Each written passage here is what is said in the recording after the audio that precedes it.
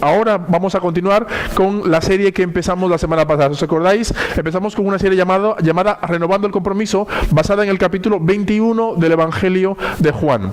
Y la semana pasada leímos la primera parte del capítulo 21 de Juan y explicamos que esa parte nos animaba, nos retaba a renovar el compromiso con Jesús. Y si os acordáis, lo que explicamos, lo que dijimos la semana pasada fue que la presencia del Señor lo cambia absolutamente todo. Y es fantástico y es maravilloso. Recordamos a Pedro que está ahí luchando con su propia frustración, los discípulos que están luchando con su propia frustración. Vemos a Pedro que después de volver otra vez a su ocupación anterior, pescador, está toda la noche pescando y no puede pescar ni un solo pescado, así que está frustrado, está desanimado, no sabe qué hacer. Jesús se aparece allí y cuando Jesús se aparece, todo cambia por completo. Y concluíamos la semana pasada que la presencia de Jesús lo cambia absolutamente todo.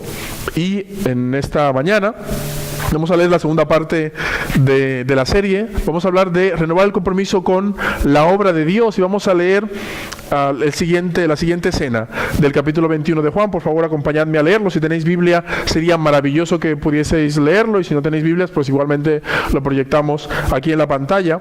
Leer la Biblia en comunidad, lo estamos comentando en el estudio bíblico que tenemos a las 10. Leer la Biblia en comunidad es una de las grandes bendiciones que el Señor nos ha dado. Tener la oportunidad de leer, de reflexionar, de meditar como una sola persona en su palabra es maravilloso. Así que vamos a leer estos versículos todos juntos para ver qué quiere decirnos el Señor en esta mañana a través de su palabra. Dice así: entonces, cuando habían acabado de desayunar, Jesús dijo a Simón Pedro: Simón, hijo de Juan, ¿me amas más que estos? Pedro le dijo: sí, Señor, tú sabes que te quiero. Y Jesús le dijo: apacienta mis corderos. Y volvió a decirle por segunda vez: Simón, hijo de Juan, ¿me amas? Y Pedro le dijo: sí, Señor, tú sabes que te quiero. Jesús le dijo: pastorea mis ovejas. Le dijo por tercera vez: Simón, hijo de Juan, ¿me quieres? Y Pedro se entristeció porque la tercera vez le dijo: ¿me quieres? Y le respondió: Señor, tú lo sabes todo. Tú sabes que te quiero. Entonces Jesús le dijo: apacienta mis ovejas. Y termina la historia con una recomendación de Jesús. Le dice Jesús: en verdad te digo, cuando eras más joven te vestías y andabas por donde querías, pero cuando seas viejo extenderás las manos y otro te vestirá y te llevará a donde no quieras. Esto dijo, dando a entender la clase de muerte con que Pedro glorificaría a Dios, y habiendo dicho esto, le dijo: sígueme. Estoy convencido que muchos de vosotros, si no todos, habéis leído muchas veces este texto, y estoy convencido que habéis escuchado muchas predicaciones, muchas reflexiones, muchas meditaciones sobre este texto. Este texto, en esta mañana, conlleva un pequeño peligro. Os explicaré. Conlleva el pequeño peligro de que nos quedemos ahí. Es un texto muy interesante que hace un juego de palabras en la conversación, en la diatriba entre Pedro y Jesús. Jesús le pregunta 3 veces: ¿me quieres? ¿Me amas? Y Pedro le dice: tú sabes que te quiero, Señor, tú lo sabes todo. Y por lo que parece, las 3 veces que Jesús le pregunta a Pedro acerca de sus sentimientos hacia él, tienen que ver con aquellas 3 veces en las que Pedro le negó. Así que de alguna manera Jesús está dándole la oportunidad a Pedro de restaurar su confianza en él, restaurar su compromiso con él, restaurar su compromiso con la obra de Dios. Así que el texto es muy bonito, muy interesante, y si tenemos la oportunidad de meditar a lo largo de la semana en nuestras casas, seguro que será de mucha bendición para nuestras vidas. Pero en esta mañana me gustaría reflexionar no solamente en lo que dice el texto, sino también a partir de ese texto. No quedarnos ahí, sino ampliar la vista un poco más, ampliar el panorama un poco más en esta mañana. Primero, para entender exactamente la profundidad de este texto, el alcance de lo que dice este texto, o que puede decirnos en esta mañana, creo que la primera pregunta que deberíamos hacernos es: ¿quién es Pedro? Este texto nos habla de Simón, hijo de Juan, de Pedro. Pero, ¿quién es Pedro? ¿Quién es este hombre al que Jesús le pregunta 3 veces si le ama y si le quiere? ¿Quién es este hombre al que Jesús le dice 3 veces, pastorea mis corderos, apacienta mis ovejas, sígueme? ¿Sabéis? No sé si os habéis dado cuenta. El texto acaba con una nota del redactor explicando la muerte de Pedro. ¿Os habéis dado cuenta, no? Dice, esto dijo, dando a entender qué clase de muerte sería con la que Pedro glorificaría a Dios. Esto no es palabra de Jesús, esta es palabra de la persona que escribió este capítulo 21 del Evangelio de Juan. Es muy probable que este capítulo 21 de Juan se haya añadido al texto después, porque si tú lees el capítulo 20 de Juan, parece que termina ahí. Tal y como termina el capítulo 20, es una buena conclusión al Evangelio. Además, acaba muy bien. Dice las últimas palabras del capítulo 20 que Jesús hizo muchas otras cosas y que si se escribiesen todas las cosas que hizo Jesús no cabrían los libros en el planeta, dice el escritor. Así que es una buena manera de cerrar el texto. Pero luego tenemos este capítulo 21. ¿Por qué ocurre este capítulo 21? Este capítulo 21 se escribe muchísimos años después de la muerte de Pedro. Muchísimo tiempo después de que Pedro muriese. Muchísimo tiempo después de que incluso muchos de los protagonistas de estas historias hubiesen muerto. ¿Y por qué entonces se añade este último capítulo al Evangelio? Os explicaré por qué pienso yo que ocurre esto. Porque este capítulo nos ofrece una extraordinaria oportunidad para aprender cómo podemos renovar el compromiso con Jesús, con la obra de Dios y con nuestros hermanos. Y concretamente, esta escena con Pedro nos ofrece la extraordinaria oportunidad para aprender a renovar nuestro compromiso con la obra de Dios, el compromiso de un hombre como Pedro. Según la historia, según la tradición, Pedro murió crucificado boca abajo porque cuando lo iban a matar, cuando lo iban a martirizar, lo iban a crucificar, y Pedro dijo, yo no soy digno de morir como mi Señor, así que por favor crucificadme boca abajo, y lo crucificaron boca abajo. Y bueno, la historia, según la tradición, se piensa que ese es el significado de esas palabras. Extenderás tus manos y te llevarán a donde tú no quieres. Parece ser que tal y como dice el texto, dando a entender la clase de muerte con la que moriría Pedro. Cuando se escribió este capítulo, todo el mundo sabía que Pedro había muerto crucificado, Pedro había muerto crucificado boca abajo, pero sobre todo, lo más importante, todo el mundo sabía quién era Simón Pedro. Porque las historias de Pedro se habían extendido por todo el mundo del Mediterráneo en aquella época. ¿Y quién era este hombre? Pedro era nada más y nada menos que el gran líder de la iglesia primitiva. Esa persona sobre la que Jesús dijo, tú eres Pedro y sobre esta roca edificaré mi iglesia. Esa persona que en los evangelios siempre se nos presenta como el líder del grupo. Esa persona que el primer día que se inaugura la iglesia y en Pentecostés, él predica y miles de personas se convierten. Pedro era esa persona que había abierto la puerta para la incorporación de los gentiles al pueblo de Dios. ¿Os acordáis la escena allí en la casa de Cornelio?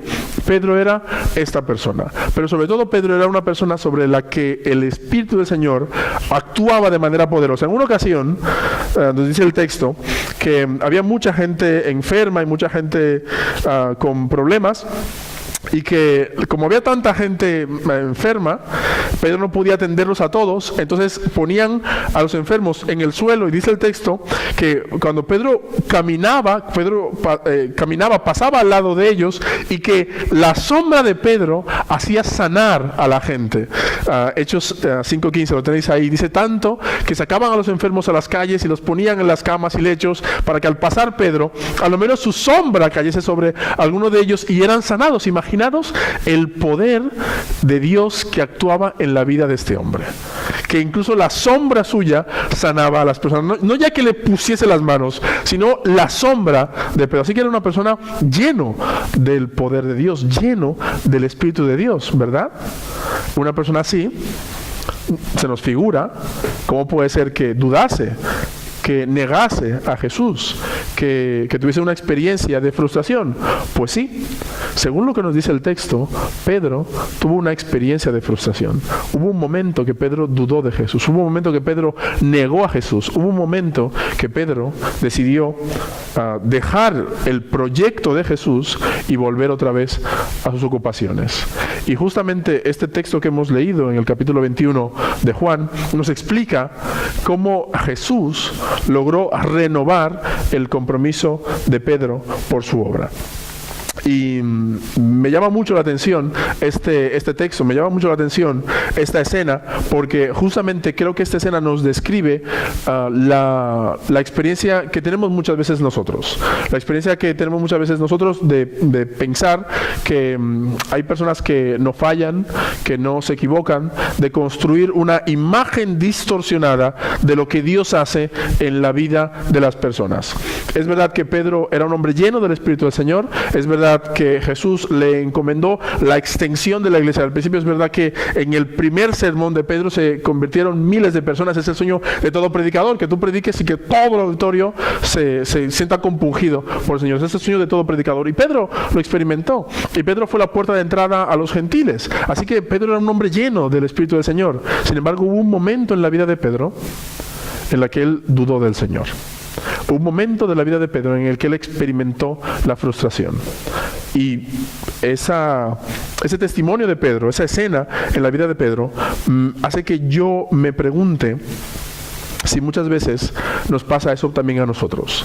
Nos sentimos frustrados, decepcionados. Es verdad que hemos experimentado la presencia del Señor, es verdad que hemos experimentado el poder de Dios en nuestra vida, es verdad que hemos estado tiempo acompañando al Señor, siguiendo al Señor, viniendo a la iglesia, pero puede ser que en algún momento, como Pedro, hayamos experimentado la frustración de pensar que el Señor ya no está trabajando en nuestra vida, que las cosas no están saliendo bien, que no estamos en el camino adecuado, en el camino correcto.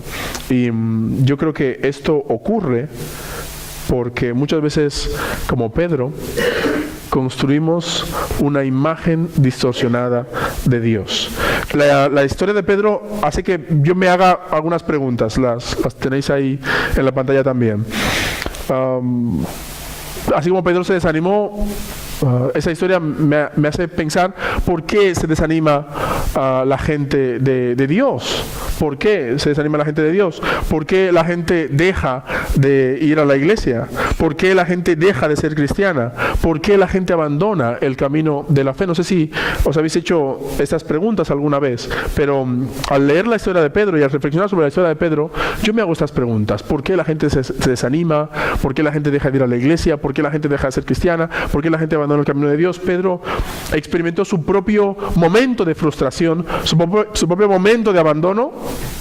Hemos visto que Pedro llegó a ser un gran personaje dentro de la iglesia, pero justamente antes de ser ese gran personaje experimentó un momento de frustración.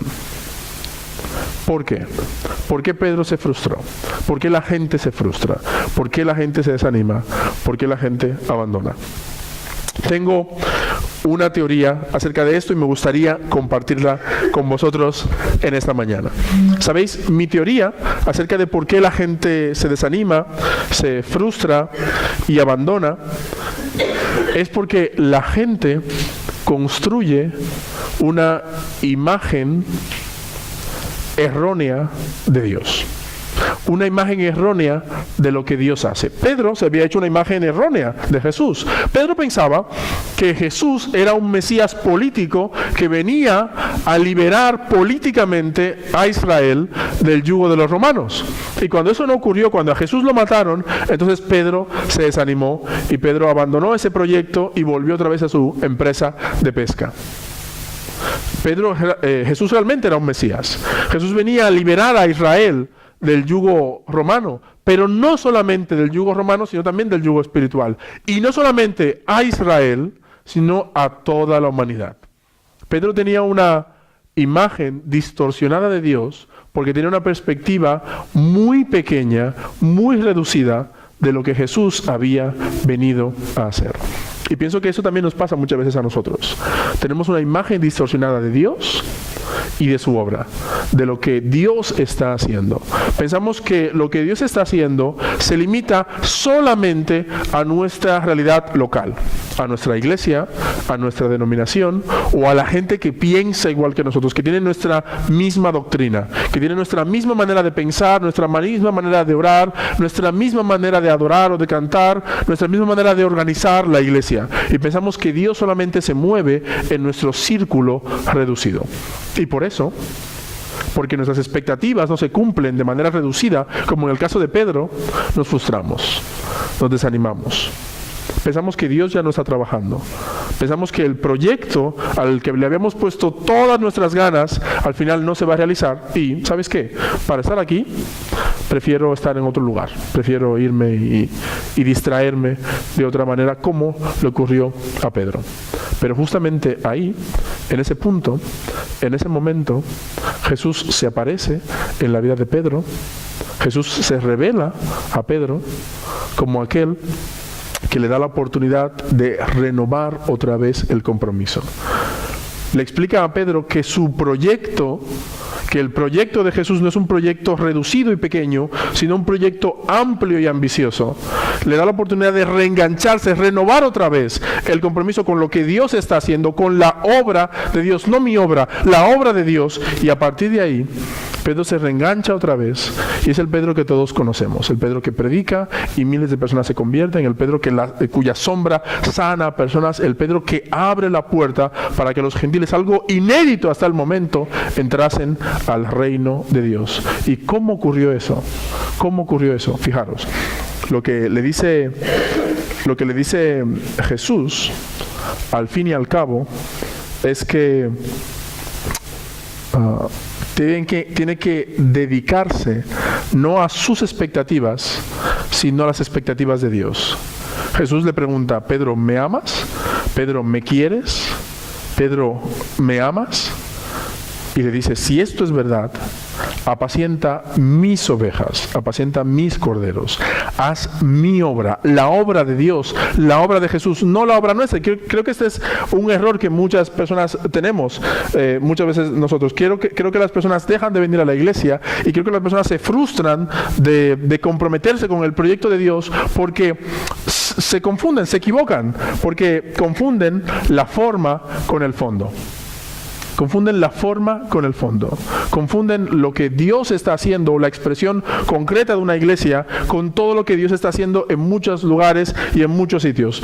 Nosotros estamos contentos con la forma de adorar en la ICG, pero no es la única forma válida. Hay muchas formas de adorar y muchas iglesias distintas que adoran, que oran y que el Señor se manifiesta de manera diferente en esas iglesias. No quiere decir que nuestra forma sea mejor que las demás ni peor que las demás. Es simplemente la forma en que nosotros entendemos que Dios quiere que le adoremos, pero es una más dentro de otras. No confundir la forma con el fondo. Creo que muchas personas dejan de venir a la iglesia porque confunden lo que dice el pastor con la voz de Dios. A los pastores, os hablo por experiencia propia, nos encanta que la gente nos haga caso. Nos pone nervioso cuando la gente no nos hace caso. Nos pone nervioso cuando la gente discrepa de lo que enseñamos. Nos pone nervioso de que la gente tenga su opinión propia. No sé si os habéis encontrado con un pastor así alguna vez. Hay muchos pastores de estos. El gremio es una de las características del gremio. Ponerse nervioso porque muchos pastores piensan que su voz es la voz de Dios. Os voy a decir un secreto. La voz del pastor no es la voz de Dios. La voz del pastor es la voz de un hombre, igual que cualquier feligrés. La palabra del Señor está al alcance, está en el acceso de toda la comunidad. Dios no solamente habla a través de una predicación el domingo por la mañana, sino que habla de muchas maneras y de muchas formas. El pastor es un servidor de Dios, es un instrumento de Dios que enseña la palabra cada domingo o varios domingos al año, pero nunca debemos caer en el error de pensar que todo lo que dice el pastor es la voz de Dios. Y que cualquier cosa que enseña el pastor es lo que Dios quiere para mi vida. En lugar de eso, ¿qué tendríamos que hacer? Reflexionar, tener una mente crítica. Pablo, a la iglesia de Corinto, ¿qué les dice? Les dice: mirad, cuando alguien os enseñe algo, Sometedlo a crítica, sometedlo a evaluación, reflexionar sobre ello, hablar sobre ello. ¿Por qué? Porque la iglesia cristiana debe tener una actitud crítica acerca de lo que se enseña. En el Evangelio de los Hechos, acabo con este ejemplo, en el Evangelio de los Hechos hay una comunidad, una sinagoga, que es la sinagoga de los hermanos de Berea, del pueblo de Berea, que el escritor del libro de los Hechos, Lucas, alaba, porque estas personas cuando Pablo llegó a ellos y les enseñó acerca de Jesús y de la resurrección en Jesús, algo que mucha gente estaba rechazando en aquella época, las personas de Berea, ¿qué hicieron? Recibieron esa palabra, pero fueron críticos con ella, se pusieron a escudriñar y a profundizar a ver si lo que Pablo decía era correcto, si esta nueva enseñanza que ellos estaban recibiendo era correcto. Eso mismo tiene que hacer la iglesia. La iglesia tiene que recibir la palabra de la persona que enseña, del pastor o el predicador de turno, pero no debe pensar que todo lo que dice el pastor es palabra de Dios, te alabamos Señor, porque la palabra de Dios está aquí, y la palabra de Dios es ese Jesús que se hizo carne y que se revela a nosotros día tras día. Y muchas personas, por pensar que la palabra del pastor es la misma palabra de Dios y por seguir ciegamente los delirios de algún pastor autoritario, lo han perdido todo. Y han dejado de ir a la iglesia y se han enfadado y ya no quieren saber nada de la iglesia porque dicen todos los pastores son unos estafadores. No sé si habéis escuchado eso alguna vez. Yo tengo que escuchar eso muchas veces. Así que no confundamos la voz del pastor con la voz de Dios. El pastor predica y lo hace desde la sinceridad, pero toda la comunidad, toda la iglesia tiene que también tener una actitud de evaluación para ver si lo que dice realmente está contenido en el Evangelio. Y en tercer lugar, creo que mucha gente deja de ir a la iglesia porque confunde lo que hace mi iglesia con el proyecto del reino de Dios. El reino de Dios es mucho más amplio que una iglesia. Mucho más amplio que una denominación, mucho más amplio que la etiqueta evangélico, presbiteriano, anglicano, pentecostal. El proyecto de Dios es mucho más amplio que todo esto, porque es lo que Dios está haciendo en muchos lugares del mundo con la iglesia, a través de la iglesia y muchas veces a pesar de la iglesia. Y muchas personas piensan que lo que hace la iglesia está correcto, que está bien, y cuando la iglesia hace algo que no está bien, entonces se frustran y dicen, para yo pertenecer a este grupo, mejor no pertenezco a ningún grupo. Y se decepcionan y se frustran y ya no vuelven a asistir a ninguna iglesia, porque en alguna iglesia les trataron mal, se burlaron de ellos, les hicieron algo negativo, algo malo. En lugar de eso, ¿qué debemos hacer? Debemos hacer como Pedro, cuando se encuentra con Jesús y Jesús le dice, Pedro, son mis ovejas, son mis corderos, es mi rebaño, yo te pido que los cuides, pero son míos, es mi proyecto, es el proyecto de Dios, el proyecto de Jesús. Renovar el compromiso con el proyecto de Dios significa reconocer que el proyecto es de Dios, no nuestro, y tener los ojos abiertos y el corazón sensible a que el Señor nos indique y nos dirija qué quiere que hagamos en su obra. Y por último, renovar el compromiso con el proyecto de Jesús, con la obra de Dios, implica poner el foco no en nosotros, sino en los otros. No en mí, sino en el prójimo. Y quiero acabar esta reflexión con una historia que seguro que todos conocen. Es la historia de Job. Es una historia que todo el mundo sabe y que todo el mundo conoce, incluso la gente que no va a la iglesia la conoce. Es la historia de una persona que lo tenía todo, tenía mucho dinero, tenía una familia maravillosa y tenía una salud fantástica. Y un día lo pierde absolutamente todo. En un día lo pierde todo. Pierde sus posesiones materiales, pierde su familia y pierde su salud. Y entonces sus amigos van a visitarlo. Y entonces empiezan a decirle, Job, si todo esto te pasó es porque algo malo habrás hecho. Y yo siempre que leo la versión de los amigos de Job, siempre pienso, oye, para tener amigos así, ¿no? Mejor tener enemigos, ¿no? Porque son muy simpáticos esos amigos de Job. Y todo el libro de Job es un extenso texto, es un extenso libro que nos habla del sinsentido del sufrimiento y del mal en el mundo. Que el mal no tiene sentido. Le pasan cosas malas a la gente buena y a la gente mala, a todo el mundo le pasan cosas malas, y que no hay un sentido, no hay una razón por la que a la gente mala le pasan cosas buenas y a la gente buena le pasan cosas malas. Eso es la tesis del libro de Job. Pero al final, cuando acaba el libro de Job, ocurre algo maravilloso que conecta directamente con la historia de Pedro y que me da la oportunidad para daros un reto final. ¿Sabéis cómo acaba el libro de Job? El libro de Job acaba de la misma manera que empieza. El libro de Job empieza con Job, que era un gran creyente, orando por sus hijos. Y Job cada día oraba por sus hijos, y él decía: mira, no sé qué han hecho mis hijos, pero yo oro por ellos, porque si a lo mejor han ofendido a Dios de alguna manera, yo oro por ellos. Y así era la vida de Job, cuidando a los demás. A Job le pasa todo esto, pierde sus posesiones, pierde a su familia y pierde su salud. Incluso sus amigos están diciéndole que seguro que ha hecho algo malo, y aunque él no lo sepa. Pero al final del libro de Job, ¿qué hace?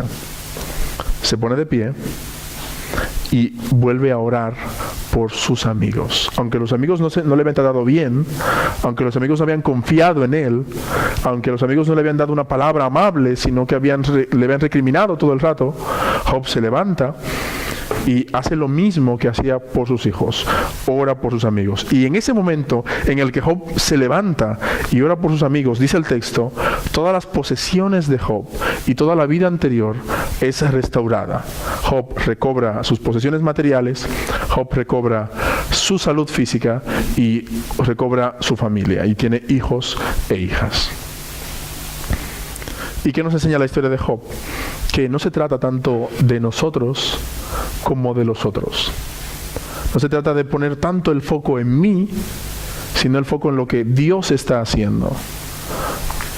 Tener la capacidad de dejar de pensar en lo incómodo que a veces estoy, o en que esto no satisface mis necesidades concretas, sino pensar en el prójimo.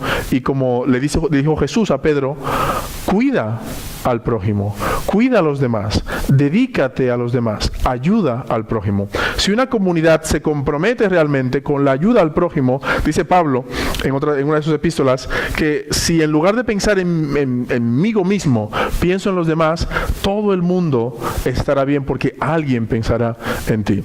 Así que me gustaría retaros en esta mañana a abrir los ojos a lo que Dios está haciendo, a comprometernos con la obra de Dios, no con la obra mía, dejar de mirarnos en el ombligo y ponernos a trabajar allí donde Dios está trabajando. ¿Y donde Dios está trabajando? Está trabajando en el prójimo. Acompañadme a orar para terminar en esta mañana y pedir al Señor que nos ayude a renovar el compromiso con su obra. Señor, gracias por esta mañana, gracias porque hemos tenido la extraordinaria oportunidad de adorarte, de cantarte, Señor, de reconocer lo grandioso que tú eres, Señor, de reconocer que en un momento de nuestras vidas en que estábamos perdidos, tú saliste a nuestro encuentro y nos restauraste, Señor, que aunque nos estabas llamando y que no estábamos escuchando tu voz, en un momento, Señor, tú saliste a nuestro encuentro, nos abrazaste, nos restauraste y nos pusiste en el camino correcto. Muchas gracias, Señor. Y en esta mañana que hemos escuchado el testimonio de Liz y de Merian, también muchas gracias por ellas. Te pedimos que las bendigas, Señor. También te pedimos que bendigas esta casutada que estamos programando, Señor, y que tú la utilices para tu obra, Señor. Y también te pido que esta palabra que hemos leído en esta mañana, esta reflexión acerca de renovar el compromiso con lo que tú estás haciendo, sea realidad en nuestra vida, Señor. Y si en algún momento nos hemos desviado del camino, nos hemos frustrado o nos hemos desanimado, Señor, que encontremos la manera de renovar el compromiso con lo que tú estás haciendo, y sobre todo con lo que tú estás haciendo en la vida de nuestros prójimos. Te lo pido en tu nombre, Señor. Amén.